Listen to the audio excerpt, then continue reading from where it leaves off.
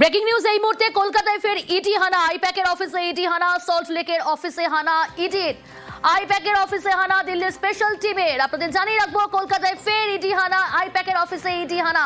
এ বিষয়ে বিস্তারিত জানাবে অনুপ রয়েছে আমার সঙ্গে। অনুপ, কি জানা যাচ্ছে ইডি সূত্রে?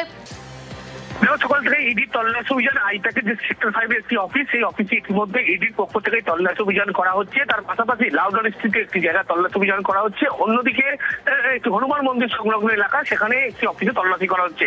সব মিলিয়ে 3টি জায়গার বেশি জায়গায় এখনো ইডির তল্লাশি অভিযান চলছে।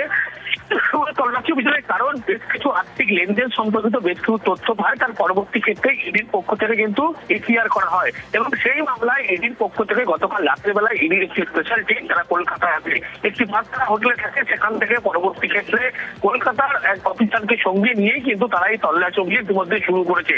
আর্থিক লেনদেন সম্পর্কিত অভিযোগ হয়েছিল, সেই অভিযোগের ভিত্তিতেই অনুসন্ধান শুরু করার পরবর্তী ক্ষেত্রে তারা তল্লাশি অভিযানে নামে এবং এফআইআর করার পরে তল্লাশি অভিযান সেখানে ইতিমধ্যেই সকাল থেকে একেবারে কেন্দ্রীয় বাহিনী তাদেরকে সঙ্গে নিয়ে ইডির পক্ষ থেকে সেক্টর 5 এর যে আইপ্যাকের অফিস, সেখানে যেমন তল্লাশি করা হচ্ছে, লাউডন স্ট্রিটের একটি জায়গায়, আরো একটি জায়গায় এই তল্লাশি অভিযান শুরু চলছে।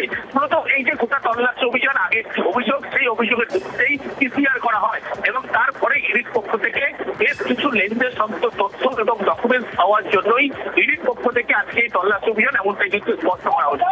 অনুপ, জানতে চাইবো তল্লাশি অভিযান যেমন চালাচ্ছে ইডি আধিকারিকরা, পাশাপাশি কাউকে তলব করা হলো, কাউকে জিজ্ঞাসাবাদ করা হচ্ছে?